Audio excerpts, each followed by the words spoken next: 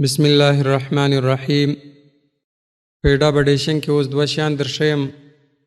هغه دا شیان چې یو پروګرامونه ټول په یو فلا راپورته کول، یو تلاوت یا بیان ته ورکول یا یو نعت ته ورکول، لکه ټون، ریور، ایکو، کمپریسر، ماسټرینګ او کلاسیک ماسټر.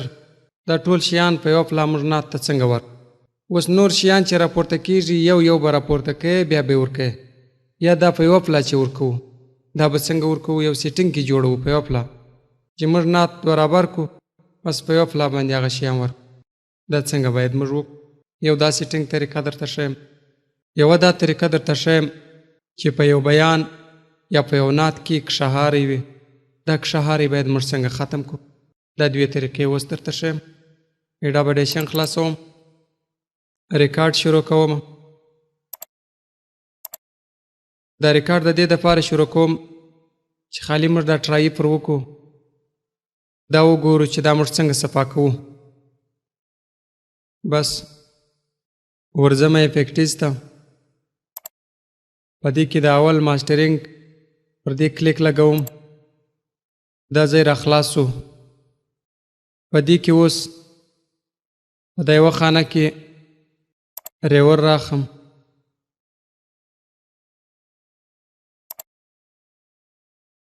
دا دویمه خانه کې ډیلای راخم، یعنی ایکو. په دریمه خانه کې کمپریسر راخم. په څلورمه خانه کې ماسټرینګ راخم. په پنځمه خانه کې کلاسیک ماسټر راخم. دا مې راواخیستل. دا ټول په یوه فلا باندې نعت ته ورکول کېږي. خالي پر نعت باندې ایکو، ریور، دا شیان ټول برابر که یوه اوکې بټن باندې وو. دا ټول چې دې دلته برابر که. اوس مثال ریور دا یې هغه سیټنګان دي چې موږ کې جوړ کړي وه، اول سیټنګ باندې ودرو. دا رقم ایکو پر اول سیټنګ یې ودرو. دا رقم کمپریسر پر دا سیټنګ باندې ولاړ دی، پر دې ودرو. ماسټرینګ دی پر دا سیټنګ ولاړ دی، پر دې ودرو. کلاسیک ماسټر دی، د دې اندازه هغه ده. اوس خالي دا کلاسیک ماسټر درته ښیم چې دا څنګه ورکول کېږي. دا سټارټ که، دا غمیانو ته ګوره، یو، دوه، درې، تر دې درو پورې ته کولی شې چې پر ورکړې.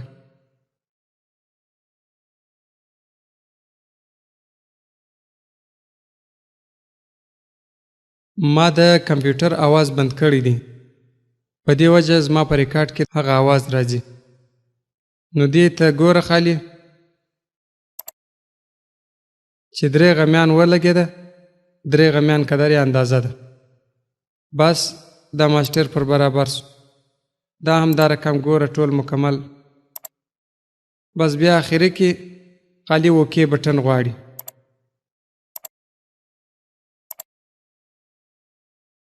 اوکې بټن غواړي. دا ټول مکمل شیان دې ته ورکول سو. دا سیټینګ طریقه مې خالي درته وښو. دا سیټینګ جوړ سو، خو تا لمبر ورنک. بیرته افیکټیز را خلاص که، ماسټرینګ را خلاص که. په دې ځای کې به خپل لمبر ورکې، یو اوکې که. چې هر وخت بیا ستا په کار سي، خالي دا ځای را خلاص که، خپل یو ووداد. بس اوکې کوه. دلته اوکې ده، بیا دی پر لګېږي. یو دا شی سو، بیرته دا جن لرې که. ریکارډ پر هغه حال پاته سو. اوس په دې ریکارډ کې یو قسم کښهاری سته، هغه دا دی. ګوره مخکې به د ریکارډ دا لیکه ستاسې په یادي په تېرو سبقانو کې چې ما درته ښوولی وو چې هغه څونه صفا روانه وه او اوس سره کم ده. اوس به دا دونه سلیکټ ولګوم، بیرته افیکټیز ته ورځم. افیکټیز کې رالم، دلته په دې کې رالم دې ته